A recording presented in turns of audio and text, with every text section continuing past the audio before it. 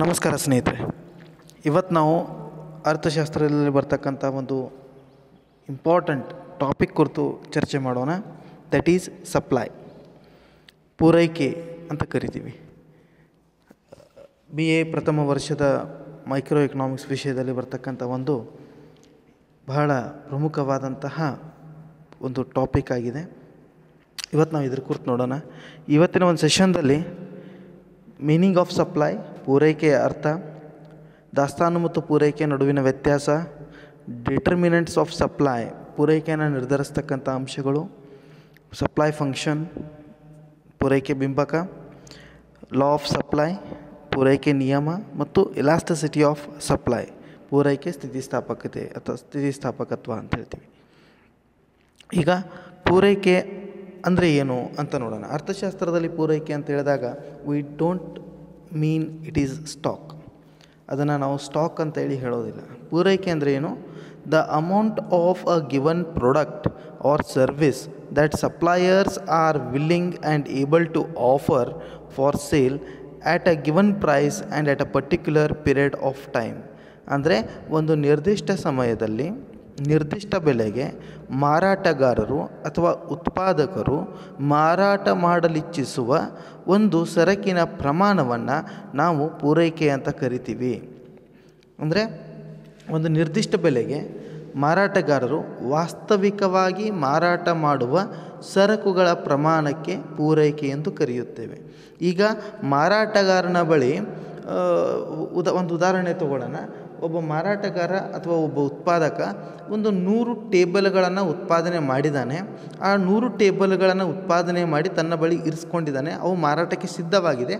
ಆದರೆ ಆತ ಎಲ್ಲವನ್ನೂ ತೆಗೆದುಕೊಂಡು ಮಾರಾಟಕ್ಕೆ ಹೋಗೋದಿಲ್ಲ. ಒಂದು ನಿರ್ದಿಷ್ಟ ಸಮಯದಲ್ಲಿ ಆತ ಏನು ಮಾಡ್ತಾನೆ, ಯಾವಾಗ ಒಂದು ನಿರ್ದಿಷ್ಟ ಬೆಲೆ ಅಥವಾ ಬೆಲೆ ಯಾವಾಗ ಮುಂದೆ ಭವಿಷ್ಯತ್ತಿನಲ್ಲಿ ಹೆಚ್ಚು ಸಿಗುತ್ತೋ ಅಥವಾ ಈಗ ನಾನು ಮಾರಾಟ ಮಾಡಿದರೆ ನನಗೆ ನಷ್ಟ ಆಗುತ್ತೋ ಅಥವಾ ಲಾಭ ಹೆಚ್ಚು ಬರೋದಿಲ್ವೋ ಅನ್ನೋ ಒಂದು ಕಲ್ಪನೆ ಇದ್ದಾಗ ಆತ ಏನು ಮಾಡ್ತಾನೆ, ಒಂದು 10-20 ಬೆಂಚುಗಳನ್ನು ಮಾರಾಟ ಮಾಡ್ತಾನೆ, ಇಲ್ಲ 50 ಬೆಂಚುಗಳನ್ನು ಮಾರಾಟ ಮಾಡ್ತಾನೆ, ಇನ್ನೂ 50 ಬೆಂಚುಗಳನ್ನು ಮಾರಾಟ ಮಾಡೋದಿಲ್ಲ. ಈ ಮಾರಾಟ ಮಾಡೋಗೋಸ್ಕರ ಏನು ಬೆಂಚುಗಳನ್ನು ಮಾರುಕಟ್ಟೆಗೆ ತೊಗೊಂಬರ್ತಾನೋ, ಪೂರೈಕೆ ಮಾಡಲು ಸಿದ್ಧನಿರ್ತಾನೋ ಒಂದು ನಿರ್ದಿಷ್ಟ ಬೆಲೆಗೆ, ಅದನ್ನು ನಾವೇನಂತ ಕರಿತೀವಿ? ಪೂರೈಕೆ ಅಂತ ಕರಿತೀವಿ. ಬೇರೆ ರೀತಿಯಲ್ಲಿ ಇನ್ನೊಂದು ಉದಾಹರಣೆ ಹೇಳ್ಬೋದು. ಈರುಳ್ಳಿಯನ್ನು ತೊಗೊತೀವಿ ಮುಖ್ಯವಾಗಿ, ಯಾಕಂದರೆ ಇತ್ತೀಚೆಗೆ ನೋಡ್ತಾ ಇದ್ದೀವಿ ಈರುಳ್ಳಿ ಬೆಲೆ ಹೆಚ್ಚಾಗ್ತಾ ಇರೋ ಕಾರಣದಿಂದ.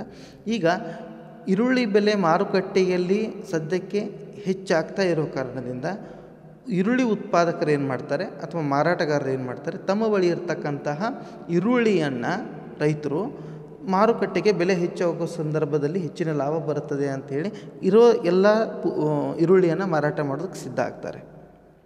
ಅಥವಾ ಮುಂದೆ ಹೆಚ್ಚಾಗೋದಿದೆ ಬೆಲೆ ಅಂತ ಗೊತ್ತಿತ್ತು ಅಂದರೆ ತಮ್ಮ ಬಳಿ ಇರತಕ್ಕಂಥ ಈರುಳ್ಳಿಯನ್ನು ಸದ್ಯಕ್ಕೆ ಮಾರಾಟ ಮಾಡೋದಿಲ್ಲ, ಅವ್ರ ಬಳಿನೇ ಇಟ್ಕೊಂಡಿರ್ತಾರೆ. ಅದನ್ನು ನಾವು ಸ್ಟಾಕ್ ಅಂತ ಕರಿತೀವಿ. ಆ ಒಂದು ನಿರ್ದಿಷ್ಟ ಬೆಲೆಗೆ ಮಾರಾಟ ಮಾಡಲು ಸಿದ್ಧರಿರುವ ಒಂದು ಪ್ರಮಾಣವನ್ನು, ಒಂದು ವಸ್ತುವಿನ ಪ್ರಮಾಣವನ್ನು ನಾವು ಪೂರೈಕೆ ಅಂತ ಕರಿತೀವಿ. ಈಗ ಪೂರೈಕೆ ಮತ್ತು ದಾಸ್ತಾನಿನ ನಡುವೆ ಇರತಕ್ಕಂಥ ವ್ಯತ್ಯಾಸ ಏನು ಅಂತ ನೋಡೋಣ. ಯಾಕಂದರೆ ಬಹಳಷ್ಟು ಜನ ಸಪ್ಲೈ ಆ್ಯಂಡ್ ಸ್ಟಾಕನ್ನು ಸಿನೋನಿಮ್ ಆಗಿ ಬಳಸ್ತಾರೆ. ಸೊ ಈಗ ಸಪ್ಲೈ ಮತ್ತು ಸ್ಟಾಕಿಗೆ, ದಾಸ್ತಾನು ಮತ್ತು ಪೂರೈಕೆಗೆ ಇರತಕ್ಕಂಥ ಒಂದು ಡಿಫ್ರೆನ್ಸ್ ಏನು, ವ್ಯತ್ಯಾಸ ಏನು ಅಂತ ನೋಡೋಣ. ಸ್ಟಾಕ್ ಅಥವಾ ದಾಸ್ತಾನು ಅಂತ ಹೇಳಿದರೆ it is the total quantity of a commodity available with the producer or a seller at a particular period of time which is ready for sale.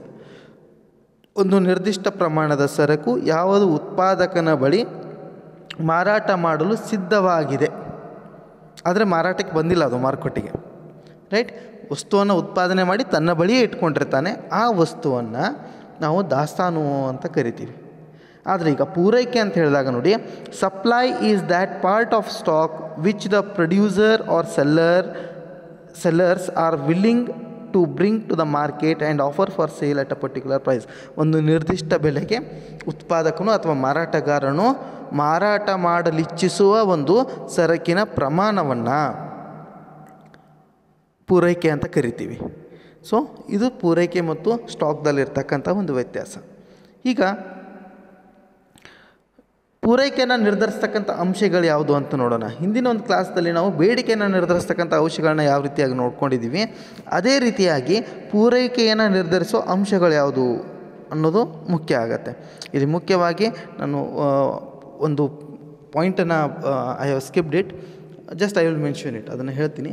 ಒಂದು, ಆ ಸರಕಿನ ಬೆಲೆ, ಯಾವ ಸರಕನ್ನು ಮಾರಾಟ ಮಾಡಬೇಕಂತಿದ್ದೀವಿ ಆ ಸರಕಿನ ಬೆಲೆಯನ್ನು, price of the commodity, price of the commodity ಅಥವಾ ಗೂಡ್, ಯಾವ ಸರಕನ್ನು ಮಾರಾಟ ಮಾಡಬೇಕಂತ ಬಯಸ್ತಿರೋ ಆ ಸರಕಿನ ಬೆಲೆ. ಮೊದಲನೇದಾಗಿ ಆ ಸರಕಿನ ಬೆಲೆ ಹೆಚ್ಚಿದ್ದಾಗ ಹೆಚ್ಚಿನ ಪೂರೈಕೆ ಮಾಡಬೇಕು ಅಂತ ಬಯಸ್ತಾರೆ, ಅಥವಾ ಬೆಲೆ ಕಡಿಮೆ ಇದ್ದಾಗ ಕಡಿಮೆ ಪೂರೈಕೆ ಮಾಡಬೇಕು ಅಂತೇಳಿ ನಿರ್ಧಾರವನ್ನು ತಗೊಳ್ತಾ ಇರ್ತಾರೆ ಉತ್ಪಾದಕರು ಅಥವಾ ಮಾರಾಟಗಾರರು.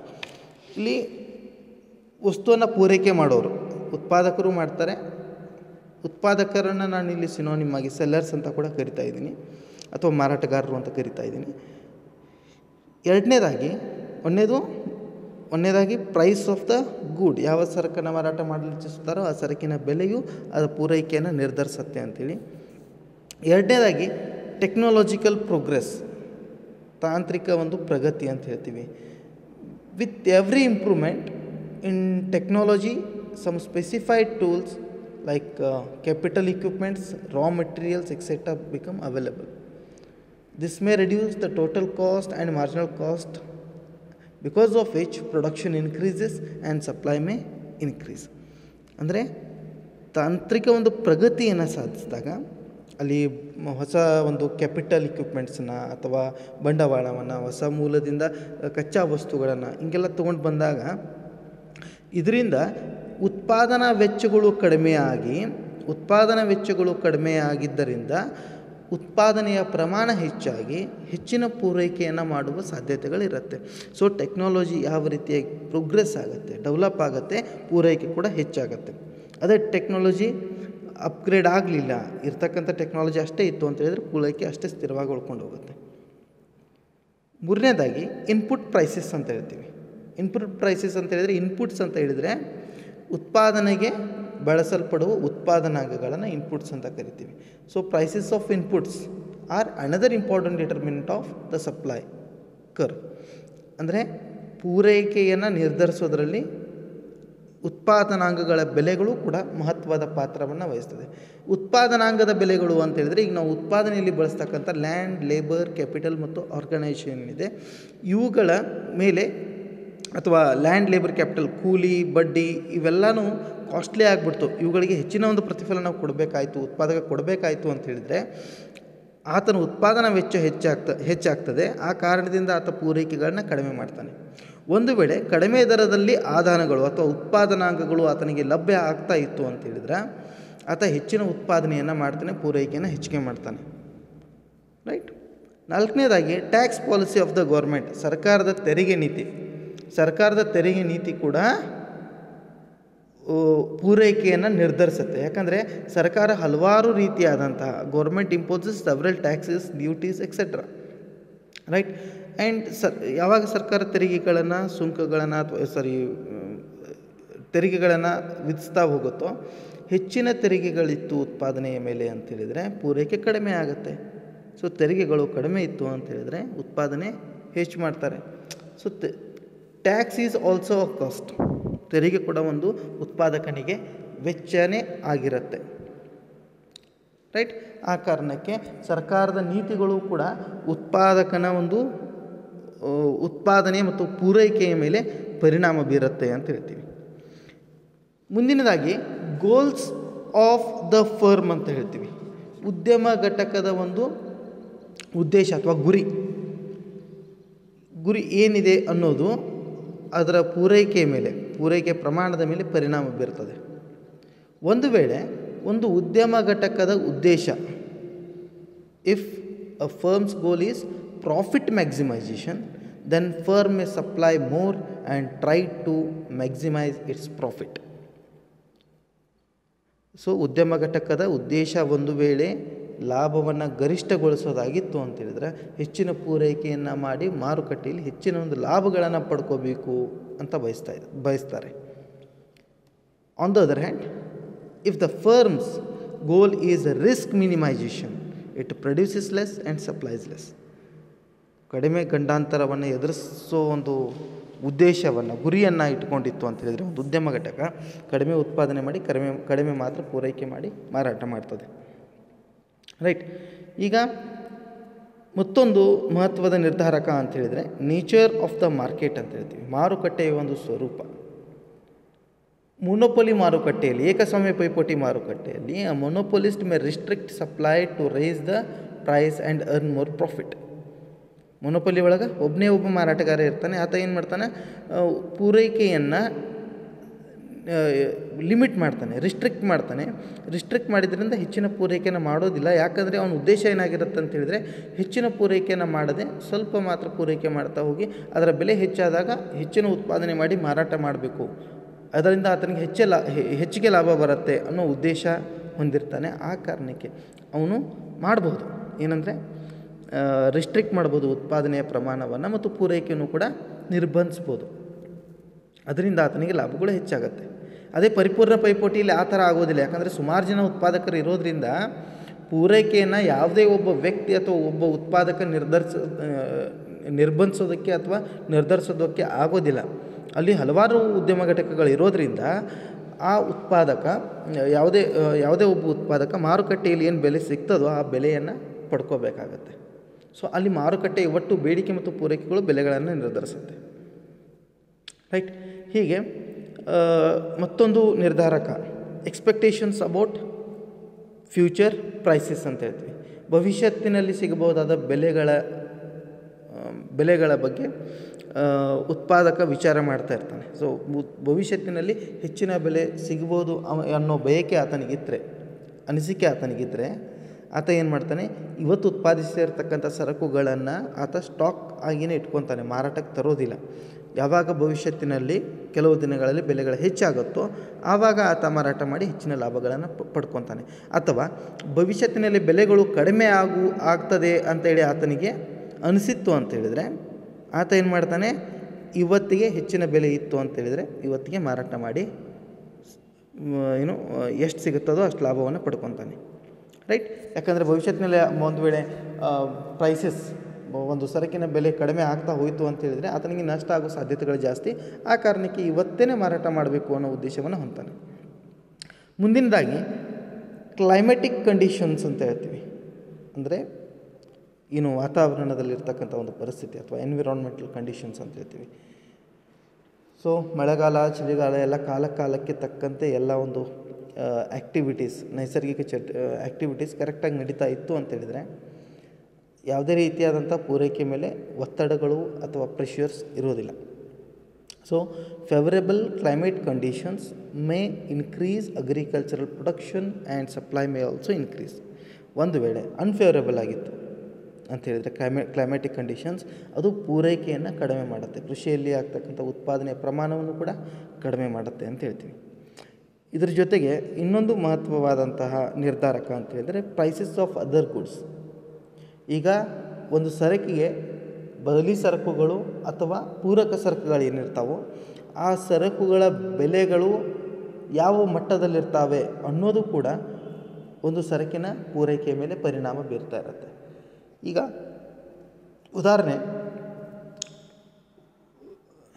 ಟೀ ಆ್ಯಂಡ್ ಕಾಫಿ ಬದಲಿ ಸರಕುಗಳು.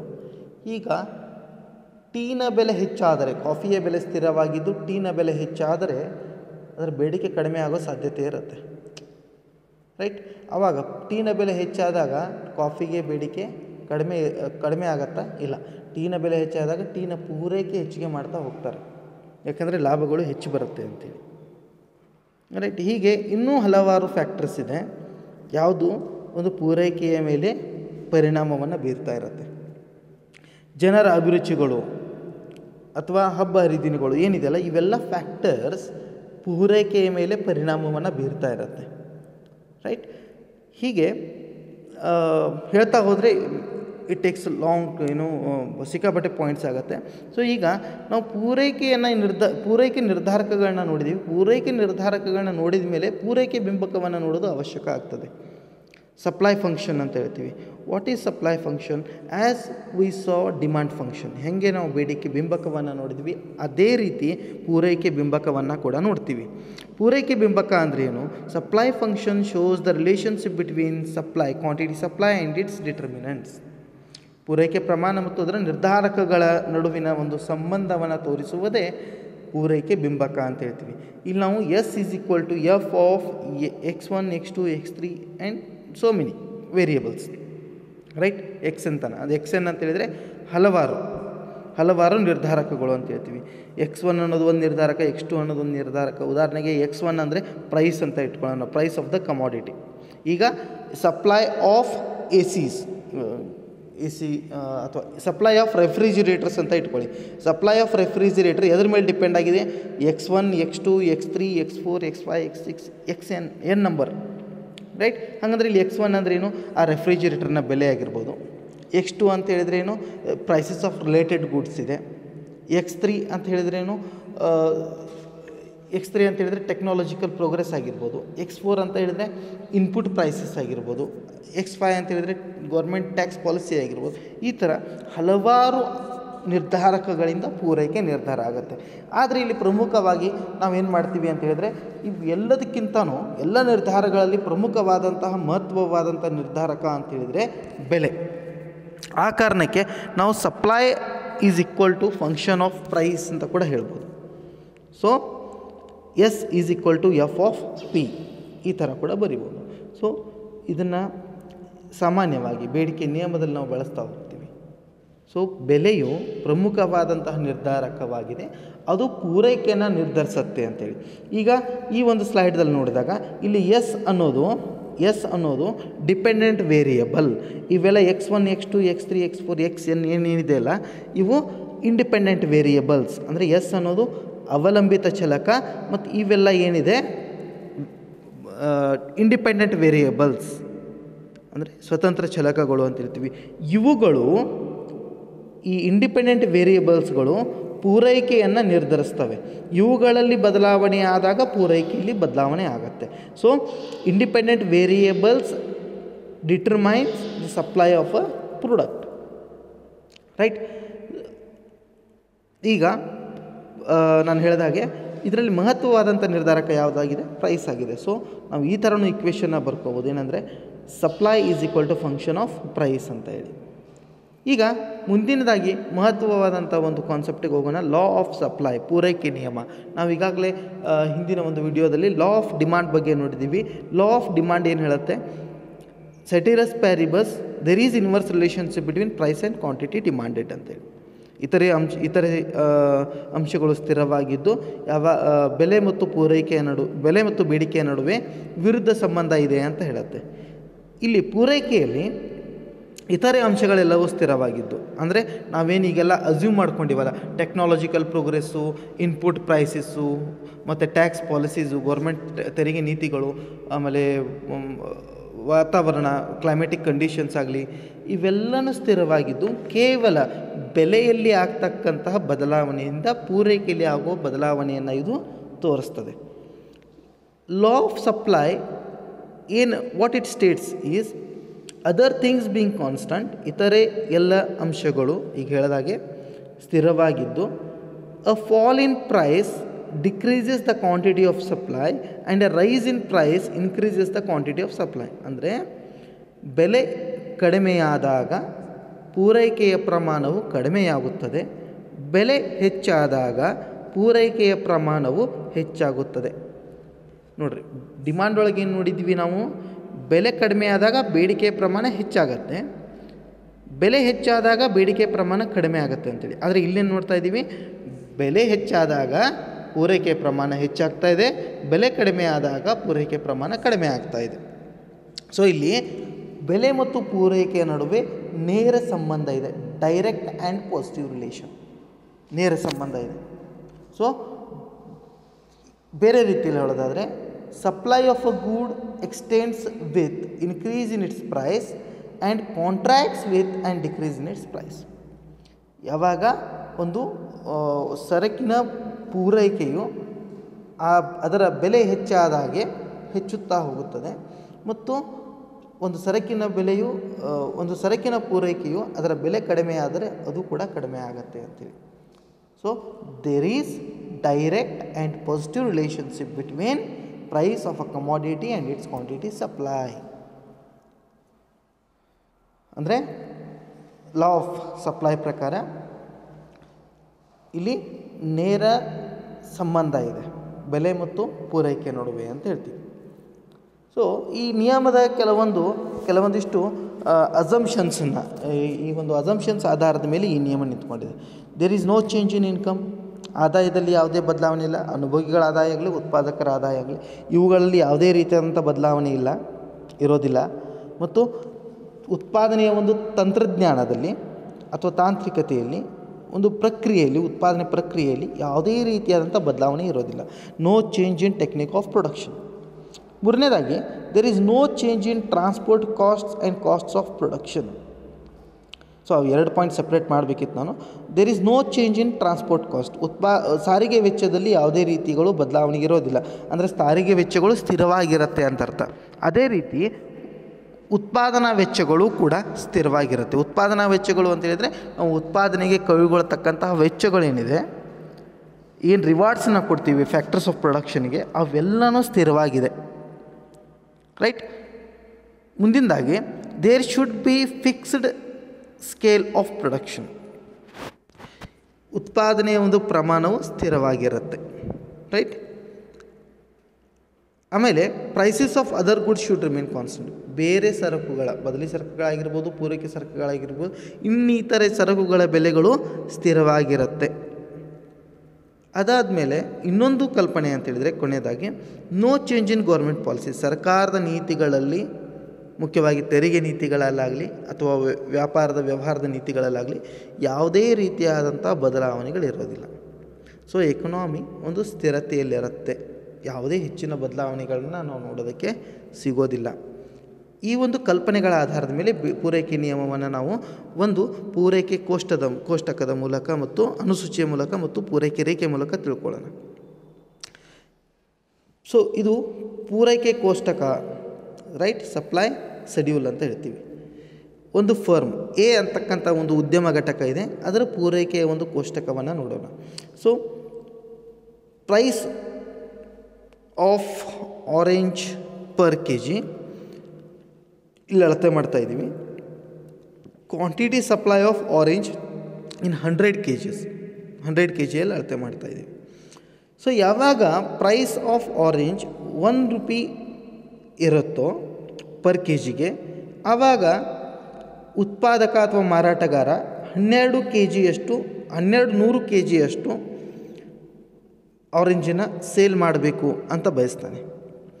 ಯಾವಾಗ ಬೆಲೆ ಹೆಚ್ಚಾಗುತ್ತೋ 2 ರೂಪಾಯಿ ಆಗುತ್ತೋ ಆವಾಗ ಆತ 1400 ಕೆ ಜಿಗಳಷ್ಟು ಮಾರಾಟ ಮಾಡಬೇಕು ಅಂತ ಬಯಸ್ತಾನೆ. ಹಾಗೆ ಬೆಲೆ ಹೆಚ್ಚಾದಂತೆ 3, 4, 5 ರೂಪಾಯಿ ಬೆಲೆ ಹೆಚ್ಚಿದಂತೆ ಆತ ಮಾರಾಟ ಮಾಡಲಿಚ್ಛಿಸುವ ಅಥವಾ ಪೂರೈಕೆ ಮಾಡಲಿಚ್ಛಿಸುವ ಪ್ರಮಾಣ ಕೂಡ ಹೆಚ್ಚಾಗ್ತಾ ಹೋಗ್ತಾ ಇದೆ. ಸಾರಿ, ಇಟ್ ಶುಡ್ ಬಿ 18, ಇದು 18 ಆಗಬೇಕಿತ್ತು. 18, 16, 20 ಅಂದರೆ 1800, 1600 and 2000 kgs of orange he is ready to sell or supply. So ಬೆಲೆ ಕಡಿಮೆ ಇದ್ದಾಗ ಕಡಿಮೆ ಮಾರಾಟ ಮಾಡಬೇಕು ಅಂತೇಳಿ ಬಯಸ್ತಾನೆ. ಬೆಲೆ ಹೆಚ್ಚಾದಂಗೆ ಹೆಚ್ಚಿನ ಪ್ರಮಾಣದಲ್ಲಿ ಮಾರಾಟ ಮಾಡಬೇಕು ಅಂತ ಬಯಸ್ತಾನೆ. ಇದು 1 ರೂಪಾಯಿ ಬೆಲೆ ಇದ್ದಾಗ 12 ಕೆ ಜಿಯಷ್ಟು, 3 ರೂಪಾಯಿ ಬೆಲೆ ಇದ್ದಾಗ ಇದು 18 ಕೆ ಜಿಯಷ್ಟು, ಸಾರಿ ಇದು 18 ಆಗಬೇಕು, 18 ಕೆ ಜಿಯಷ್ಟು. ಹಾಗೆ 5 ರೂಪಾಯಿ ಬೆಲೆ ಇದ್ದಾಗ 20 ಕೆ ಜಿಯಷ್ಟು ಮಾರಾಟ ಮಾಡಬೇಕು ಅಂತ ಬಯಸ್ತಾನೆ. ಏನು ನೋಡ್ತಾ ಇದ್ದೀವಿ ನಾವಿಲ್ಲಿ? There is positive relationship. ಬೆಲೆ ಯಾವ ದಿಕ್ಕಿನ ಕಡೆಗೆ ಸಾಗ್ತಾ ಇದೆ, ಬೆಲೆ ಇಲ್ಲಿ ಹೆಚ್ಚಾಗ್ತಾ ಇದೆ, ಅದೇ ರೀತಿ ಪೂರೈಕೆ ಪ್ರಮಾಣ ಕೂಡ ಹೆಚ್ಚಾಗ್ತಾ ಇದೆ. ಸೊ ಎರಡೂ ಒಂದೇ ದಿಕ್ಕಿನ ಕಡೆಗೆ ಸಾಗ್ತಾ ಇದೆ. ಅದಕ್ಕಾಗಿ ನಾವೇನು ಹೇಳ್ತೀವಿ? There is positive relationship between price and quantity supply. ಈಗ ಇದನ್ನೇ ನಾವು ಇಲ್ಲಿ ರೇಖಾಚಿತ್ರದಲ್ಲಿ ನೋಡ್ತಾ ಇದ್ದೀವಿ. ಸೊ ರೇಖಾಚಿತ್ರದಲ್ಲಿ ತೋರಿಸಿದಾಗೆ OY ಅಕ್ಷದಲ್ಲಿ ಏನು ಅಳತೆ ಮಾಡ್ತಾ ಇದ್ದೀವಿ? ಪ್ರೈಸ್ ಆ್ಯಂಡ್ ಕಾಸ್ಟ್ನ ಅಳತೆ ಮಾಡ್ತಾಯಿದ್ದೀವಿ, ಬೆಲೆಯನ್ನು ಅಳತೆ ಮಾಡ್ತಾ ಇದ್ದೀವಿ, ಸಿಂಪಲ್ ಆಗಿ ಹೇಳಬೇಕು ಅಂತ ಹೇಳಿದ್ರೆ. OX ಅಕ್ಷದಲ್ಲಿ ಏನು ಅಳತೆ ಮಾಡ್ತಾ ಇದ್ದೀವಿ? ಪೂರೈಕೆ ಪ್ರಮಾಣವನ್ನು ಅಳತೆ ಮಾಡ್ತಾ ಇದ್ದೀವಿ in hundreds, in K Gs, in 100 kgs ಅಂತ ಹೇಳ್ತೀವಿ. 1200 1400, 1500, 1600 ಅಂತ ನಾವು ಇವನ್ನ ಪರಿಗಣಿಸಬೇಕಾಗತ್ತೆ ಇಲ್ಲಿ. ಸಾರಿ.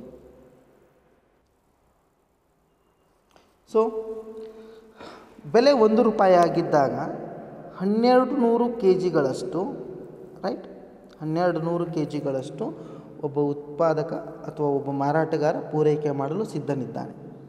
ಬೆಲೆ 2 ರೂಪಾಯಿ ಆದಾಗ 1400 ಕೆ ಜಿಗಳಷ್ಟು, ಬೆಲೆ 3 ರೂಪಾಯಿ ಆದಾಗ 1500 ಕೆ ಜಿಗಳಷ್ಟು, ಬೆಲೆ 4 ರೂಪಾಯಿ ಆದಾಗ 1600 ಕೆ ಜಿಗಳಷ್ಟು, ಹಾಗೆ ಬೆಲೆ 5 ರೂಪಾಯಿ ಆದಾಗ 2000 ಕೆ ಜಿಗಳಷ್ಟು ಮಾರಾಟ ಮಾಡಲು ಒಬ್ಬ ಉತ್ಪಾದಕನ ಸಿದ್ಧನಿದ್ದಾನೆ ಅಂತ ಹೇಳ್ಬೋದು. ಈ ರೇಖಾಚಿತ್ರದಲ್ಲಿ ಅಥವಾ ಆ ಒಂದು ಡಯಾಗ್ರಾಮ್ದಲ್ಲಿ ನೋಡಿದ ಹಾಗೆ ಏನು ಗೊತ್ತಾಗತ್ತೆ, ಸೊ ಸಪ್ಲೈ ಮತ್ತು ಬೆಲೆಯ ನಡುವೆ ಡೈರೆಕ್ಟ್ ಸಂಬಂಧ ಇದೆ, ನೇರ ಸಂಬಂಧ ಇದೆ. ಸೊ ಯಾವಾಗ ಬೆಲೆ ಹೆಚ್ಚಾಗ್ತದೋ ಆವಾಗ ಪೂರೈಕೆ ಹೆಚ್ಚಾಗ್ತದೆ, ಯಾವಾಗ ಬೆಲೆ ಕಡಿಮೆ ಆಗ್ತದೋ ಪೂರೈಕೆ ಕಡಿಮೆ ಆಗ್ತದೆ ಅಂತ ನೋಡ್ಬೋದು ನಾವು. ಈಗ ಒಂದು ಉದ್ಯಮ ಘಟಕಕ್ಕೆ ಸಂಬಂಧಪಟ್ಟಂತೆ ಅದರ ಪೂರೈಕೆಯ ಒಂದು ಶೆಡ್ಯೂಲ್ನ ಅನುಸೂಚಿಯನ್ನು ಮತ್ತು ರೇಖಾಚಿತ್ರವನ್ನು ನೋಡಿದ್ವಿ. ಈಗ ಮಾರುಕಟ್ಟೆಯ ಒಂದು ಪೂರೈಕೆ ರೇಖೆ ಯಾವ ರೀತಿಯಾಗಿರುತ್ತೆ ಅಂತ ನೋಡೋಣ. ಈಗ ಒಂದು ಉದಾಹರಣೆ ತಗೋಣ. ಮಾರುಕಟ್ಟೆ ಪೂರೈಕೆ ರೇಖೆ ಅಂದರೆ ಏನು ಅಂತ ಹೇಳಿದರೆ, the market supply of a particular good at a particular price is the total supply of good offered by all the firms taken together in the market. ಮಾರುಕಟ್ಟೆಯಲ್ಲಿ ಒಟ್ಟಾರೆ ಇರತಕ್ಕಂಥ ಎಲ್ಲ ಪೂರೈಕೆದಾರರನ್ನು ಅಥವಾ ಮಾರಾಟಗಾರರನ್ನು ಒಟ್ಟುಗೂಡಿಸಿ ಅವರು ಒಂದು ನಿರ್ದಿಷ್ಟ ಬೆಲೆಗೆ ಮಾರಾಟ ಮಾಡುವ ಒಂದು ಸರಕಿನ ಪ್ರಮಾಣವನ್ನು, ಮಾರಾಟ ಮಾಡುವ ಅಂದರೆ ಪೂರೈಕೆ ಮಾಡುವ ಒಂದು ಸರಕಿನ ಪ್ರಮಾಣವನ್ನು ನಾವು ಮಾರುಕಟ್ಟೆ ಪೂರೈಕೆ ಅಂತ ಕರಿತೀವಿ. ಈಗ ಒಂದು ಉದಾಹರಣೆ ತಗೋಣ. ಮಾರುಕಟ್ಟೆಯಲ್ಲಿ 2 ಉದ್ಯಮ ಘಟಕಗಳಿವೆ. ಎ ಅಂತಕ್ಕಂಥ ಉದ್ಯಮ ಘಟಕ ಮತ್ತು ಬಿ ಅಂತಕ್ಕಂಥ ಉದ್ಯಮ ಘಟಕಗಳಿವೆ. ಅವರು ಒಂದು ಎಕ್ಸ್ ಅಂತಕ್ಕಂಥ ಸರಕನ್ನು 2 ಉದ್ಯಮ ಘಟಕಗಳು ಮಾರಾಟ ಮಾಡ್ತಾ ಇವೆ. ಈಗ ಎಕ್ಸ್ ಸರಕಿನ ಬೆಲೆ, ಎ ಫರ್ಮದ ಒಂದು ಬಿಹೇವಿಯರ್ನ ನೋಡೋಣ, ಯಾವ ರೀತಿಯಾಗಿ ಪೂರೈಕೆಯನ್ನು ಮಾಡ್ತದೆ ಅಂತೇಳಿ. 5 ರೂಪಾಯಿ ಬೆಲೆ ಇದ್ದಾಗ ಎ ಉದ್ಯಮ ಘಟಕವು ಎಕ್ಸ್ ಸರಕಿನ ಉತ್ಪಾದನೆಯನ್ನು ಮಾಡೋದಿಲ್ಲ, ಅಂದರೆ ಪೂರೈಕೆ ಮಾಡೋದಿಲ್ಲ. ಬೆಲೆ 10 ರೂಪಾಯಿ ಆದಾಗ 10 ಘಟಕಗಳಷ್ಟು ಆತ ಮಾರಾಟ ಮಾಡಲು ಸಿದ್ಧನಿದ್ದಾರೆ. ಅದೇ ರೀತಿ ಬೆಲೆ 15 ರೂಪಾಯಿ ಆದಾಗ 20 ಘಟಕಗಳಷ್ಟು ಮಾರಾಟ ಮಾಡಲು ಅಥವಾ ಪೂರೈಕೆ ಮಾಡಲು ಸಿದ್ಧನಿದ್ದಾನೆ. ಹೀಗೆ 20 ಇದ್ದಾಗ 30 ಘಟಕಗಳಷ್ಟು ಮತ್ತು 25 ರೂಪಾಯಿಗಳ ಬೆಲೆ ಇದ್ದಾಗ 40 ಘಟಕಗಳಷ್ಟು ಮಾರಾಟ ಮಾಡಲು ಆತ ಸಿದ್ಧನಿದ್ದಾನೆ. ಯಾವುದು? ಎ ಉದ್ಯಮ ಘಟಕ. ಬಿ ಉದ್ಯಮ ಘಟಕದ ವರ್ತನೆ ನೋಡಿ. 5 ರೂಪಾಯಿ ಬೆಲೆ ಇದ್ದಾಗ ಆತ ಮಾರಾಟ ಮಾಡಲು ಸಿದ್ಧನಿಲ್ಲ. 10 ರೂಪಾಯಿ ಬೆಲೆ ಇದ್ದಾಗಲೂ ಕೂಡ ಆತ ಮಾರಾಟ ಮಾಡಲು ಸಿದ್ಧನಿಲ್ಲ ಅಥವಾ ಪೂರೈಕೆ ಮಾಡಲು ಸಿದ್ಧನಿಲ್ಲ. 15 ರೂಪಾಯಿ ಬೆಲೆ ಆದಾಗ ಆತ 10 ಘಟಕಗಳಷ್ಟು ಉತ್ಪಾದನೆ ಮಾಡಿ ಪೂರೈಸ್ತಾನೆ. 20 ರೂಪಾಯಿ ಬೆಲೆ ಆದಾಗ 20 ಘಟಕಗಳಷ್ಟು, 25 ರೂಪಾಯಿ ಬೆಲೆ ಆದಾಗ 30 ಘಟಕಗಳಷ್ಟು ಉತ್ಪಾದಿಸಿ ಪೂರೈಕೆ ಮಾಡಲು ಬಿ ಉದ್ಯಮ ಘಟಕವು ಸಿದ್ಧವಿದೆ. ಈಗ ಎ ಉದ್ಯಮ ಘಟಕದ ಪೂರೈಕೆ ಮತ್ತು ಬಿ ಉದ್ಯಮ ಘಟಕದ ಪೂರೈಕೆ ಒಂದು ನಿರ್ದಿಷ್ಟ ಬೆಲೆಗೆ ನಾವು ಕೂಡಿಸಿದಾಗ ನಮಗೆ ಒಟ್ಟು ಮಾರುಕಟ್ಟೆಯ ಪೂರೈಕೆ ಸಿಗ್ತದೆ. ಅಂದರೆ ಒಟ್ಟು ಮಾರುಕಟ್ಟೆಯಲ್ಲಿ ಬೆಲೆ 5 ರೂಪಾಯಿ ಇದ್ದಾಗ ಏನೂ ಪೂರೈಕೆ ಆಗೋದಿಲ್ಲ. ಯಾಕಂದರೆ ಎ ಉದ್ಯಮ ಆಗಲಿ ಬಿ ಉದ್ಯಮ ಆಗಲಿ ಮಾರಾಟ ಮಾಡೋದಕ್ಕೆ ಸಿದ್ಧವಿಲ್ಲ. ಬೆಲೆ 10 ರೂಪಾಯಿ ಇದ್ದಾಗ 10 ಘಟಕಗಳಷ್ಟು ಪೂರೈಕೆ ಮಾರುಕಟ್ಟೆಯಲ್ಲಿ ಆಗ್ತದೆ. ಯಾಕಂದರೆ ಎ ಉದ್ಯಮ ಘಟಕದವನು 10 ಯೂನಿಟ್ನಷ್ಟು ಉತ್ಪಾದನೆ ಮಾಡೋದಕ್ಕೆ, ಎಕ್ಸ್ ಸರಕಿನ 10 ಯೂನಿಟ್ನಷ್ಟು ಉತ್ಪಾದನೆ ಮಾಡೋದಕ್ಕೆ ಸಿದ್ಧನಿದ್ದಾನೆ. ಆದರೆ ಬಿ ಘಟಕದವನು ಸಿದ್ಧನಿಲ್ಲ. ಒಟ್ಟಾರೆಯಾಗಿ 10 ಘಟಕಗಳಷ್ಟು. ಈಗ ಬೆಲೆ 15 ರೂಪಾಯಿ ಆದಾಗ 30 ಘಟಕಗಳಷ್ಟು ಒಟ್ಟು ಮಾರುಕಟ್ಟೆಯಲ್ಲಿ ಪೂರೈಕೆ ಆಗ್ತಾಯಿದೆ. ಎಕ್ಸ್ ಸರಕಿನ ಪೂರೈಕೆ ಆಗ್ತಾಯಿದೆ.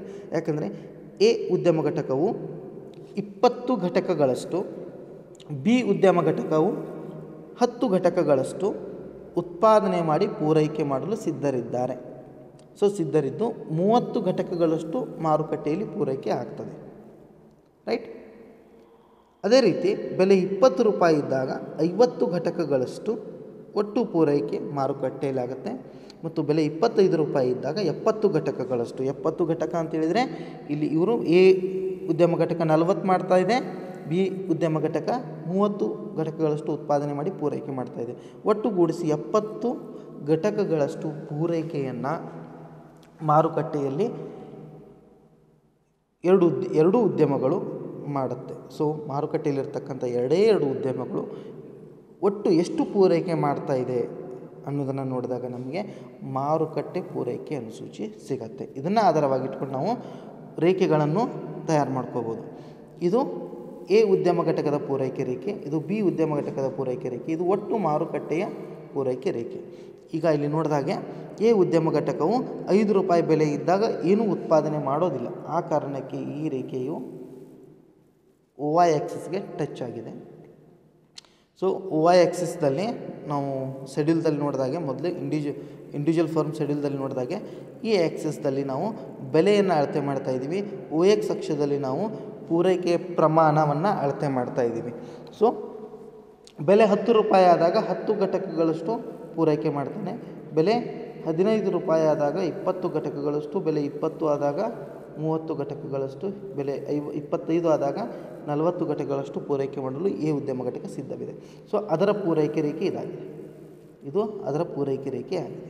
SA ಅನ್ನೋದು ಎ ಉದ್ಯಮ ಘಟಕದ ಪೂರೈಕೆ ರೇಖೆ.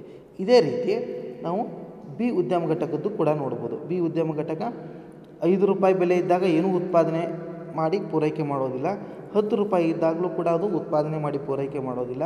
ಆದರೆ ಯಾವಾಗ ಬೆಲೆ 15 ರೂಪಾಯಿ ಆಗುತ್ತೋ ಆವಾಗ ಆ ಉದ್ಯಮ ಘಟಕ ಏನು ಮಾಡುತ್ತೆ, 10 ಘಟಕಗಳಷ್ಟು ಉತ್ಪಾದನೆ ಮಾಡಿ ಮಾರಾಟ ಮಾಡಲು ಸಿದ್ಧವಾಗುತ್ತೆ.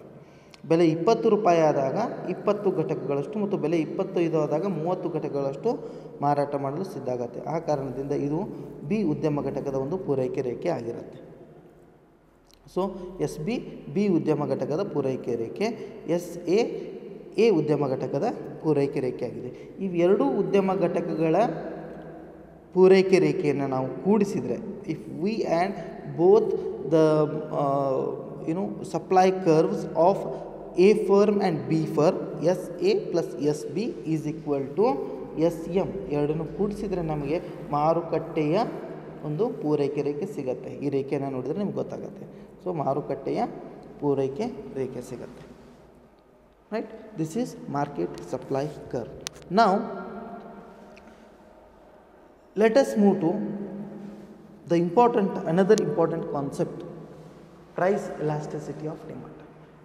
ಇದಕ್ಕಿಂತ ಮುಂಚೆ ಸಂಕ್ಷಿಪ್ತವಾಗಿ ಹೇಳಬೇಕು ಅಂತ ಹೇಳಿದ್ರೆ, ಒಟ್ಟಾರೆಯಾಗಿ ಹೇಳೋದಾದರೆ ಪೂರೈಕೆ ನಿಯಮವು ಏನು ಹೇಳುತ್ತೆ, ಇತರೆ ಅಂಶಗಳೆಲ್ಲವೂ ಸ್ಥಿರವಾಗಿದ್ದು ಯಾವಾಗ ಬೆಲೆ ಹೆಚ್ಚಾಗುತ್ತದೋ ಪೂರೈಕೆ ಪ್ರಮಾಣವು ಹೆಚ್ಚಾಗುತ್ತದೆ, ಯಾವಾಗ ಬೆಲೆಯು ಕಡಿಮೆಯಾಗುತ್ತದೋ ಪೂರೈಕೆಯು ಕಡಿಮೆಯಾಗುತ್ತೆ ಅಂತೇಳಿ.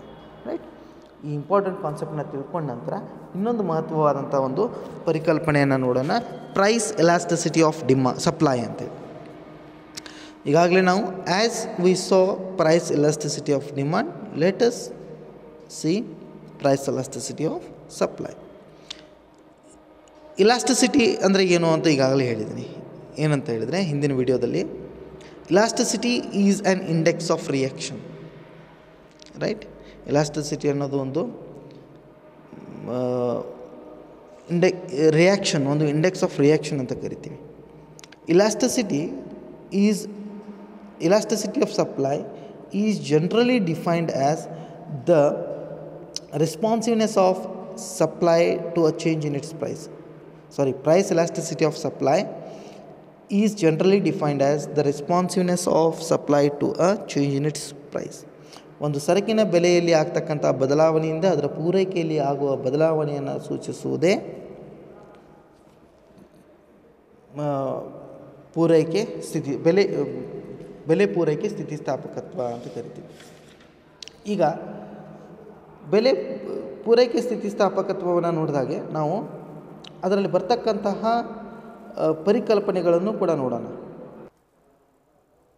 ಸೊ ಇಲ್ಲಿ ಸಂಕ್ಷಿಪ್ತವಾಗಿ ಹೇಳಬೇಕು ಅಂತ ಹೇಳಿದರೆ, ಬೆಲೆ ಬದಲಾವಣೆಯಿಂದ ಪೂರೈಕೆಯಲ್ಲಿ ಬದಲಾವಣೆಯುಂಟಾಗುತ್ತದೆ ಎಂಬುದನ್ನು ಪೂರೈಕೆ ನಿಯಮ ತೋರಿಸ್ತದೆ. ಈಗ ಬೆಲೆಯಲ್ಲಿ ಎಷ್ಟು ಪ್ರಮಾಣದಲ್ಲಿ ಬದಲಾವಣೆಯಾಗಿದೆ, ಆ ಕಾರಣದಿಂದ ಪೂರೈಕೆ ಪ್ರಮಾಣದಲ್ಲಿ ಎಷ್ಟು ಪ್ರಮಾಣದಲ್ಲಿ ಅಥವಾ ಶೇಕಡಾವಾರು ಎಷ್ಟು ಬದಲಾವಣೆ ಆಗಿದೆ ಅನ್ನೋದನ್ನು ತೋರಿಸಿಕೊಡುವುದೇ ಪೂರೈಕೆ ಸ್ಥಿತಿಸ್ಥಾಪಕತ್ವ ಅಂತ ಕರಿತೀವಿ. ಈಗ ಪ್ರೈಸ್ ಎಲಾಸ್ಟಿಸಿಟಿ ಆಫ್ ಸಪ್ಲೈನ ಹೇಗೆ ಮೆಜರ್ ಮಾಡ್ತೀವಿ? So price elasticity of supply as ನಾವು ಡಿಮಾಂಡ್ದಲ್ಲಿ ನೋಡಿದ್ದೀವಿ, ಅದೇ ರೀತಿಯಾಗಿ ಪ್ರೈಸ್ ಎಲಾಸ್ಟಿಸಿಟಿ ಆಫ್ ಸಪ್ಲೈನ the percentage change in supply of a good divided by percentage change in the price of the good ಅಂತ ಹೇಳ್ತೀವಿ. ಅಂದರೆ ಯಾವುದೇ ಒಂದು ಸರಕಿನ ಪೂರೈಕೆಯ ಪ್ರಮಾಣದಲ್ಲಿ ಆದಂತಹ ಬದಲಾವಣೆ ಡಿವೈಡೆಡ್ ಬೈ ಶೇಕಡಾವಾರು ಆ ಸರಕಿನ ಬೆಲೆಯಲ್ಲಿ ಆದಂಥ ಬದಲಾವಣೆಯನ್ನು ಮಾಡಿದಾಗ, ಈ ಒಂದು ಫಾರ್ಮುಲನ್ನ ಬಳಸಿ ಕ್ಯಾಲ್ಕುಲೇಷನ್ನ ಮಾಡಿದಾಗ ನಮಗೆ ಪ್ರೈಸ್ ಇಲಾಸ್ಟಿಸಿಟಿ ಆಫ್ ಸಪ್ಲೈ ಸಿಗುತ್ತೆ. ಸೊ ಅದನ್ನೇ ನಾವು ಇಕ್ವೇಷನ್ ಫಾರ್ಮ್ದಲ್ಲಿ ಈ ರೀತಿಯಾಗಿ ಬರ್ತೀವಿ. Price elasticity of supply is equal to delta Q, ಅಂದರೆ ಚೇಂಜ್ ಇನ್ ಕ್ಯೂ ಅಂತ ಹೇಳ್ತೀವಿ. ಪೂರೈಕೆ ಪ್ರಮಾಣದಲ್ಲಿನ ಬದಲಾವಣೆ ಡಿವೈಡೆಡ್ ಬೈ ಬೆಲೆಯಲ್ಲಿನ ಬದಲಾವಣೆ ಡೆಲ್ಟಾ ಪಿ ಅಂತ ಬರೆದಿದ್ವಿ, into P divided by Q. So ಮೊದಲಿದ್ದ ಬೆಲೆ ಮತ್ತು ಮೊದಲಿದ್ದ ಪೂರೈಕೆ ಪ್ರಮಾಣ, ಯಾವಾಗ ಪೂರೈಕೆ ಪ್ರಮಾಣದಲ್ಲಿ ಮತ್ತು ಬೆಲೆಯ ಪ್ರಮಾಣದಲ್ಲಿ ಬದಲಾವಣೆಗಳಾಗುತ್ತೋ ಆವಾಗ ಎಷ್ಟು ಪ್ರಮಾಣದ ಬದಲಾವಣೆಗಳು ಸಂಭವಿಸಿದೆ ಅನ್ನೋದನ್ನು ಕಂಡುಹಿಡಿದು ಒಂದು ಸೂಚ್ಯಂಕವನ್ನು ಏನು ಹೊರಗೆ ತೊಗೊಂಡು ಬರ್ತೀವಿ, ಅದನ್ನೇ ನಾವು ಪೂರೈಕೆ ಸ್ಥಿತಿಸ್ಥಾಪಕತ್ವ ಅಂತ ಕರಿತೀವಿ. ಈಗ ಈ ಪೂರೈಕೆ ಸ್ಥಿತಿಸ್ಥಾಪಕತ್ವದ ವರ್ಗೀಕರಣವನ್ನು ಈ ರೀತಿಯಾಗಿ ಮಾಡಿದ್ದೀವಿ. ಆ್ಯಸ್ ನಾವು ಬೇಡಿಕೆಯಲ್ಲಿ ನೋಡಿದ ಹಾಗೆಯೇ ಮೊದಲನೇದು ಪರ್ಫೆಕ್ಟ್ಲಿ ಇಲಾಸ್ಟಿಕ್ ಸಪ್ಲೈ ಅಂತ ಹೇಳಿದರೆ ಪರಿಪೂರ್ಣ ಸ್ಥಿತಿಸ್ಥಾಪಕತ್ವ ಪೂರೈಕೆ ಅಂತ ಹೇಳ್ತೀವಿ. ಪರ್ಫೆಕ್ಟ್ಲಿ ಇನ್ಇಲಾಸ್ಟಿಕ್ ಸಪ್ಲೈ ಅಂದರೆ ಪರಿಪೂರ್ಣ ಸ್ಥಿತಿಸ್ಥಾಪಕತ್ವ ರಹಿತ ಪೂರೈಕೆ. ಮೂರನೇದು more elastic or relatively elastic supply ಅಂದರೆ ಅಧಿಕ ಸ್ಥಿತಿಸ್ಥಾಪಕತ್ವದ ಪೂರೈಕೆ ಅಂತ ಕರಿತೀವಿ. ನಾಲ್ಕನೇದು ಕಡಿಮೆ ಸ್ಥಿತಿಸ್ಥಾಪಕತ್ವದ ಪೂರೈಕೆ ಅಂದರೆ less elastic or relatively inelastic supply. ಐದನೇದಾಗಿ unitary or equal elastic supply ಅಂದರೆ ಸರಿಸಮ ಸ್ಥಿತಿಸ್ಥಾಪಕತ್ವ ಪೂರೈಕೆ ಅಂತ ಕರಿತೀವಿ. ಸೊ ಇವುಗಳನ್ನು ಒಂದೊಂದಾಗಿ ನೋಡ್ತಾ ಹೋಗೋಣ. ಮೊದಲನೇದು ಪರ್ಫೆಕ್ಟ್ಲಿ ಇಲಾಸ್ಟಿಕ್ ಸಪ್ಲೈ. ಬೆಲೆಯಲ್ಲಿ ಸ್ವಲ್ಪ ಪ್ರಮಾಣದ ಬದಲಾವಣೆಯಾದರೂ ಕೂಡ ಪೂರೈಕೆ ಅನಂತವಾಗುವ ಒಂದು ಸಿಚುವೇಷನ್ಗೆ, ಒಂದು ಸ್ಥಿತಿಗೆ ನಾವೇನಂತ ಕರಿತೀವಿ, ಪರ್ಫೆಕ್ಟ್ಲಿ ಇಲಾಸ್ಟಿಕ್ ಸಪ್ಲೈ ಅಂತ ಕರಿತೀವಿ. ಸ್ವಲ್ಪ ಬೆಲೆ ಹೆಚ್ಚಾದರೂ ಕೂಡ, ಸ್ವಲ್ಪ ಬೆಲೆ ಹೆಚ್ಚಾದರೆ ಉತ್ಪಾದಕನೇನು ಮಾಡ್ತಾನೆ, ಬೆಲೆ ಹೆಚ್ಚಾಗಿದೆ ಅಂದ ತಕ್ಷಣ ಆತ ಪೂರೈಕೆನ ಹೆಚ್ಚಿಸ್ಬಿಡ್ತಾನೆ, ಈಗಲೇ ಲಾಭ ತಕ್ಕೋಬೇಕು ಅಂತೀವಿ. ಸೊ ಈ ಒಂದು ಸಿಚುವೇಷನ್ಗೆ ನಾವೇನಂತ ಕರಿತೀವಿ, ಪರ್ಫೆಕ್ಟ್ಲಿ ಇಲಾಸ್ಟಿಕ್ ಸಪ್ಲೈ ಅಂತ ಕರಿತೀವಿ. ಅಂದರೆ ಪರಿಪೂರ್ಣ ಸ್ಥಿತಿಸ್ಥಾಪಕತ್ವ ಪೂರೈಕೆ ಅಂತೇಳಿ. ಈ ರೇಖಾಚಿತ್ರದಲ್ಲಿ ನೋಡಿದಾಗೆ ವರ್ಟಿಕಲ್ ಆ್ಯಕ್ಸಿಸ್ದಲ್ಲಿ OY ಅಕ್ಷದಲ್ಲಿ ನಾವು ಬೆಲೆಯನ್ನು ಅಳತೆ ಮಾಡಿದ್ದೀವಿ, OX ಅಕ್ಷದಲ್ಲಿ ನಾವು ಕ್ವಾಂಟಿಟಿ ಸಪ್ಲೈಯನ್ನು, ಪೂರೈಕೆ ಪ್ರಮಾಣವನ್ನು ಅಳತೆ ಮಾಡಿದ್ದೀವಿ. ಸ್ವಲ್ಪ ಬೆಲೆ ಹೆಚ್ಚಾದಾಗ ಉತ್ಪಾದಕನೇನು ಮಾಡ್ತಾನೆ, ಹೆಚ್ಚಿನ ಪ್ರಮಾಣದ ಪೂರೈಕೆಯನ್ನು ಮಾಡಲು ತಯಾರಿರ್ತಾನೆ, ಎಷ್ಟು ಬೇಕೋ ಅಷ್ಟು ಅನಂತವಾಗಿ. He is ready to sell any number of quantity in the market as there is small change in the price. This is called perfectly elastic supply. And ಕೆಲವೊಂದು ಕೇಸಸ್ದಲ್ಲಿ ಈ ಥರ ಆಗುತ್ತೆ. ಮಾರ್ಕೆಟ್ದಲ್ಲಿ ಯಾವಾಗ ಕೆಲವೊಂದು ಸರಕುಗಳ ಬೆಲೆಗಳು ಸ್ವಲ್ಪ ಹೆಚ್ಚಾಗುತ್ತೋ ಸಡನ್ನಾಗಿ ಆ ಒಂದು ಸಿಚುವೇಷನ್ದಲ್ಲಿ ಲಾಭವನ್ನು ಪಡ್ಕೋಬೇಕು ಅಂತ ಹೇಳಿ ಒಬ್ಬ ಮಾರಾಟಗಾರ ಪ್ರಯತ್ನ ಪಡ್ತಾ ಇರ್ತಾನೆ ಮತ್ತು ಆ ಒಂದು ಸಿಚುವೇಷನನ್ನು ಉಪಯೋಗ ಪಡ್ಕೋತಾನೆ ಅಂತ ಹೇಳ್ಬೋದು. ರೈಟ್. ಈಗ ಮುಂದಿನದಾಗಿ ಪರ್ಫೆಕ್ಟ್ಲಿ ಇನ್ಇಲಾಸ್ಟಿಕ್ ಸಪ್ಲೈ ಅಂತ ಹೇಳ್ತೀವಿ. ಪರ್ಫೆಕ್ಟ್ಲಿ ಇನ್ಇಲಾಸ್ಟಿಕ್ ಸಪ್ಲೈ ಅಂತ ಹೇಳಿದರೆ ಬೆಲೆಯಲ್ಲಿ ಏನೇ ಬದಲಾವಣೆ ಆದರೂ ಪೂರೈಕೆಯಲ್ಲಿ ಯಾವುದೇ ರೀತಿಯಾದಂಥ ಬದಲಾವಣೆ ಆಗೋದಿಲ್ಲ. ಕೆಲವೊಂದಿಷ್ಟು ಸಂಪನ್ಮೂಲಗಳು ಸೀಮಿತವಾಗಿರ್ತವೆ, ಅದನ್ನು ಹೆಚ್ಚಿಗೆ ಉತ್ಪಾದನೆ ಮಾಡೋದಕ್ಕೆ ಸಡನ್ನಾಗಿ ಸಾಧ್ಯ ಇಲ್ಲ. ಸೊ ಉತ್ಪಾದನೆ ಮಾಡೋಕ್ಕಾಗದೇ ಇದ್ದಾಗ ಆತ ಏನು ಮಾಡ್ತಾನೆ, ಬೆಲೆ ಎಷ್ಟೇ ಹೆಚ್ಚು ಕಡಿಮೆ ಆದರೂ ಕೂಡ ಆತ ಪೂರೈಕೆ ಮಾತ್ರ ಒಂದೇ ನಿರ್ದಿಷ್ಟ ಪ್ರಮಾಣದಲ್ಲಿ ಇಟ್ಟಿರ್ತಾನೆ. So if the price elasticity of supply, ಇದು ಎಸ್ ಆಗಬೇಕು, price elasticity of supply is 0, then it is called perfectly inelastic demand. Whatever may be the change in the price, ಬೆಲೆಯಲ್ಲಿ ಏನೇ ಬದಲಾವಣೆ ಆಗಲಿ ಪೂರೈಕೆ ಪ್ರಮಾಣ ಮಾತ್ರ ಏನಾಗಿರುತ್ತೆ, ಸ್ಥಿರವಾಗಿರುತ್ತೆ. ಸೊ ಇಲ್ಲಿ ನಾವು ನೋಡ್ತೀವಿ ಪೂರೈಕೆ ರೇಖೆಯು OY ಅಕ್ಷಕ್ಕೆ ಪ್ಯಾರಲಲ್ ಆಗಿದೆ ಮತ್ತು ಸರಳ ರೇಖೆಯಾಗಿದೆ ಮತ್ತು ಪೂರೈಕೆ ಪ್ರಮಾಣ ಸ್ಥಿರವಾಗಿದೆ. ಪೂರೈಕೆಯಲ್ಲಿ ಯಾವುದೇ ಬದಲಾವಣೆಗಳು ಸಂಭವಿಸ್ತಾ ಇಲ್ಲ. OQ ಪ್ರಮಾಣದಷ್ಟು ಮಾತ್ರ ಪೂರೈಕೆ ಆಗ್ತಾಯಿದೆ. ಬೆಲೆ OP1 ಆಗಲಿ, ಬೆಲೆ ಹೆಚ್ಚಾಗಲಿ ಅಥವಾ ಬೆಲೆ ಕಡಿಮೆ ಆಗಲಿ, ಪೂರೈಕೆ ಮಾತ್ರ ಸ್ಥಿರವಾಗಿರುತ್ತೆ. ರೈಟ್. ಈ ಒಂದು ಸಿಚುವೇಷನ್ಗೆ ನಾವೇನು ಹೇಳ್ತೀವಿ, ಪರ್ಫೆಕ್ಟ್ಲಿ ಇನ್ಎಲಾಸ್ಟಿಕ್ ಸಪ್ಲೈ ಅಂತೇಳಿ. ಅಂದರೆ ಪರಿಪೂರ್ಣ ಸ್ಥಿತಿಸ್ಥಾಪಕತ್ವ ರಹಿತ ಪೂರೈಕೆ ಅಂತ ಕರಿತೀವಿ. ರೈಟ್. ಈಗ ಕೆಲವೊಂದು ಸಾರಿ ಈ ಸನ್ನಿವೇಶ ಎಲ್ಲಿ ಉದ್ಭವ ಆಗತ್ತೆ ಅಂತ ಹೇಳಿದ್ರೆ, ನಾನು ಹೇಳಿದಾಗೆ ಕೆಲವೊಂದಿಷ್ಟು ಸಂಪನ್ಮೂಲಗಳು ಕೊರತೆಯಲ್ಲಿದ್ದಾಗ ಹೆಚ್ಚಿನ ಉತ್ಪಾದನೆಯನ್ನು ಸಡನ್ನಾಗಿ ಮಾಡೋದಕ್ಕಾಗೋದಿಲ್ಲ. ಅಂಥ ಒಂದು ಸಿಚುವೇಷನ್ದಲ್ಲಿ, ಅಂಥ ಸರಕುಗಳ ವಿಷಯದಲ್ಲಿ ನಾವು ಈ ಒಂದು ಸಿಚುವೇಷನ್ನ ನೋಡ್ತೀವಿ. ಮುಂದಿನದಾಗಿ more elastic or relatively elastic supply, ಅಂದರೆ ಅಧಿಕ ಸ್ಥಿತಿಸ್ಥಾಪಕತ್ವದ ಪೂರೈಕೆ ಅಂತ ಹೇಳ್ತೀವಿ. If the price elasticity of supply is more than one, price elasticity of supply is more than one, then it is called more elastic supply. ಇಲ್ಲಿ ಯಾವಾಗ ಪೂರೈಕೆ ಬೆಲೆ ಸ್ಥಿತಿಸ್ಥಾಪಕತೆಯು ಒಂದಕ್ಕಿಂತ ಅಧಿಕವಾಗಿದ್ದರೆ ನಾವೇನು ಹೇಳ್ಬೋದು, ಅದನ್ನು ಅಧಿಕ ಸ್ಥಿತಿಸ್ಥಾಪಕತ್ವ ಪೂರೈಕೆ ಅಂತ ಹೇಳ್ಬೋದು. ಇಲ್ಲಿ the percentage change in supply is greater than the percentage change in price. ಬೆಲೆಯಲ್ಲಿ ಆದಂಥ ಬದಲಾವಣೆಗಿಂತಲೂ ಪೂರೈಕೆ ಪ್ರಮಾಣದಲ್ಲಿ ಆದಂಥ ಬದಲಾವಣೆ ಹೆಚ್ಚಾಗಿರುತ್ತೆ. ಅಂದರೆ ಈಗ ನಾವು ಇಲ್ಲಿ ಉದಾಹರಣೆಯಲ್ಲಿ ನೋಡೋಣ. ಬೆಲೆ P2ದಿಂದ P1ಗೆ ಹೆಚ್ಚಿದಾಗ ಇಲ್ಲಿಯ ಬದಲಾವಣೆಗಿಂತ ಪೂರೈಕೆಯಲ್ಲಿನ ಬದಲಾವಣೆ ಹೆಚ್ಚಾಗಿದೆ. ಸೊ ಈ ಏರಿಯಾನ ನೋಡ್ತಾ ಇದ್ದೀರಿ ನೀವು, ಈ ಪ್ರದೇಶ ಏನು ತೋರಿಸ್ತಾ ಇದೆ,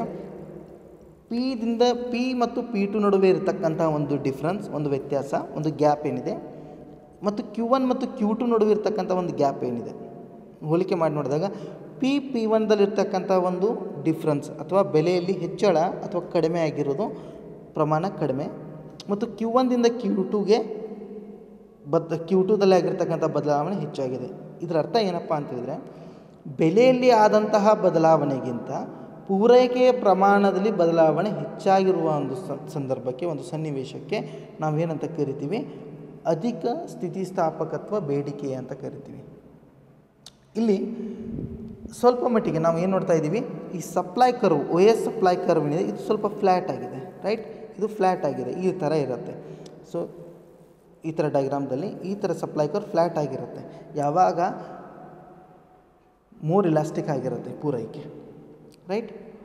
so next one, supply curve ಯಾವತ್ತೂ ಪಾಸಿಟಿವ್ ಆಗಿನೇ ಸ್ಲೋಪ್ ಆಗುತ್ತೆ according to law of supply, we know it. ನಾವು less elastic or relatively inelastic supply ಅಂತ ಹೇಳ್ತೀವಿ. ಹೌದಾ? ಅಂದರೆ ಕಡಿಮೆ ಸ್ಥಿತಿಸ್ಥಾಪಕತ್ವದ ಪೂರೈಕೆ. ಇಲ್ಲಿ ಪೂರೈಕೆ ಬೆಲೆ ಸ್ಥಿತಿಸ್ಥಾಪಕತೆಯು ಒಂದಕ್ಕಿಂತ ಕಡಿಮೆ ಇದ್ದರೆ ಅದನ್ನು ನಾವು ಲೆಸ್ ಇಲಾಸ್ಟಿಕ್ ಸಪ್ಲೈ ಅಂತ ಕರಿತೀವಿ. ಅಂದರೆ ಬೆಲೆಯಲ್ಲಿ ಆದಂತಹ ಬದಲಾವಣೆಗಿಂತನೂ ಪೂರೈಕೆ ಪ್ರಮಾಣದಲ್ಲಿ ಆದಂತಹ ಬದಲಾವಣೆ ಕಡಿಮೆ ಇರುತ್ತೆ. ಅಂದರೆ ಬೆಲೆಯಲ್ಲಿ ದೊಡ್ಡ ಪ್ರಮಾಣದ ಬದಲಾವಣೆಗಳಾಗ್ತಾ ಇದ್ದರೂ ಕೂಡ, ಒಂದು ಸರಕಿನ ಬೆಲೆಯಲ್ಲಿ ದೊಡ್ಡ ಪ್ರಮಾಣದ ಬದಲಾವಣೆಗಳು ಆಗ್ತಾ ಇದ್ದರೂ ಕೂಡ ಪೂರೈಕೆಯ ಪ್ರಮಾಣದಲ್ಲಿ ಸ್ವಲ್ಪ ಮಾತ್ರ ಬದಲಾವಣೆ ಕಾಣ್ತಾ ಇರ್ತೀವಿ. ಅಂಥ ಒಂದು ಸಿಚುವೇಷನ್ಗೆ, ಪರಿಸ್ಥಿತಿಗೆ ನಾವು ಕಡಿಮೆ ಸ್ಥಿತಿಸ್ಥಾಪಕತ್ವ ಪೂರೈಕೆ ಅಂತ ಕರಿತೀವಿ. ಈ ರೇಖಾಚಿತ್ರದಲ್ಲಿ ನೋಡ್ಬೋದು ನಾವು, Pದಿಂದ P2 ನಡುವೆ ಇರ್ತಕ್ಕಂತಹ ಗ್ಯಾಪ್ ಹೆಚ್ಚಾಗಿದೆ ಮತ್ತು Q1ದಿಂದ Q2 ನಡುವೆ ಇರ್ತಕ್ಕಂಥ ಗ್ಯಾಪ್ ತುಂಬ ಕಡಿಮೆ ಇದೆ. ಏನರ್ಥ ಇದು? OP2 ಬೆಲೆ ಇದ್ದಾಗ ಒಬ್ಬ ವ್ಯಕ್ತಿ ಅಥವಾ ಒಂದು ಉದ್ಯಮ ಘಟಕ Q1 ಪ್ರಮಾಣದಷ್ಟು ಪೂರೈಕೆ ಮಾಡ್ತಾ ಇರುತ್ತೆ. ಈಗ ಬೆಲೆ ಸಿಕ್ಕಾಪಟ್ಟೆ ಹೆಚ್ಚಾಗಿಬಿಟ್ಟಿದೆ, ಅಂದರೆ OP2ದಿಂದ P1ಗೆ ಹೆಚ್ಚಾಗಿದೆ, ಇಷ್ಟು ಪ್ರಮಾಣದ ಬೆಲೆ ಹೆಚ್ಚಾಗಿದೆ, ಆದರೆ ಪೂರೈಕೆ ಮಾತ್ರ ಸ್ವಲ್ಪ ಪ್ರಮಾಣದಲ್ಲಿ ಹೆಚ್ಚಾಗ್ತಾ ಇದೆ. ರೈಟ್. ಇಲ್ಲಿ ಬೆಲೆಯಲ್ಲಿ ಆಗ್ತಕ್ಕಂಥ ಬದಲಾವಣೆಗಿಂತಲೂ ಪೂರೈಕೆಯಲ್ಲಿ ಆದ ಬದಲಾವಣೆಯು ಕಡಿಮೆ ಇದೆ. ಅದಕ್ಕೆ ನಾವು ಇದನ್ನೇನಂತ ಕರಿತೀವಿ, ಲೆಸ್ ಇಲಾಸ್ಟಿಕ್ ಸಪ್ಲೈ ಅಥವಾ ರಿಲೇಟಿವ್ಲಿ ಇನ್ಇಲಾಸ್ಟಿಕ್ ಸಪ್ಲೈ ಅಂತ ಕರಿತೀವಿ. ಕೊನೆಯದಾಗಿ unitary elastic or equal elastic supply. So unitary elastic or equal elastic supply ಅಂತ ಹೇಳಿದರೆ ಸರಿಸಮ ಸ್ಥಿತಿಸ್ಥಾಪಕತ್ವ ಪೂರೈಕೆ ಅಂತ ಹೇಳ್ತೀವಿ. ಬೆಲೆಯಲ್ಲಿ ಎಷ್ಟು ಪ್ರಮಾಣದ ಬದಲಾವಣೆ ಆಗ್ತದೋ ಅಷ್ಟೇ ಪ್ರಮಾಣದ ಬದಲಾವಣೆಯು ಪೂರೈಕೆ ಪ್ರಮಾಣದಲ್ಲಿ ಆಗುತ್ತೆ. ಸೊ ಇಲ್ಲೆಷ್ಟು ಬದಲಾವಣೆ ಆಗುತ್ತೋ ಅಷ್ಟೇ ಪ್ರಮಾಣದ ಬದಲಾವಣೆ ಇಲ್ಲಿ ಆಗತ್ತೆ. ಸೊ ಇದನ್ನೇ ನಾವೇನಂತ ಕರಿತೀವಿ, ಯೂನಿಟ್ರಿ ಸರಿಸಮ ಸ್ಥಿತಿಸ್ಥಾಪಕತ್ವ ಪೂರೈಕೆ ಅಂತೇಳಿ. The percentage change in quantity supply is equal to the percentage change in price. So ಪೂರೈಕೆ ಪ್ರಮಾಣದಲ್ಲಿ ಬೆಲೆಯಲ್ಲಿ ಎಷ್ಟು ಪ್ರಮಾಣದಲ್ಲಿ ಬದಲಾವಣೆ ಆಗ್ತದೋ ಅಷ್ಟೇ ಪ್ರಮಾಣದಲ್ಲಿ ಪೂರೈಕೆಯಲ್ಲೂ ಕೂಡ ಬದಲಾವಣೆ ಆಗುತ್ತೆ. ಅಂತ ಹೇಳಿ ಹೇಳ್ಬೋದು. ಸೊ ಇವಿಷ್ಟು ಬೆಲೆ ಪೂರೈಕೆ ಬೆಲೆ ಸ್ಥಿತಿಸ್ಥಾಪಕತ್ವದ ವರ್ಗೀಕರಣಗಳು. ಈಗ ಮುಂದಿನ ಒಂದು ಸೆಷನ್ದಲ್ಲಿ ಮೈಕ್ರೋ ಎಕನಾಮಿಕ್ಸ್ ಸಂಬಂಧಪಟ್ಟಂತೆ ಇನ್ನೊಂದು ಟಾಪಿಕ್ನ ತೊಗೊಂಡು ಬರ್ತೀನಿ. ಅಲ್ಲಿವರೆಗೂ thank you. And these are some of the references that I have made. And let us meet in the next session. Thank you.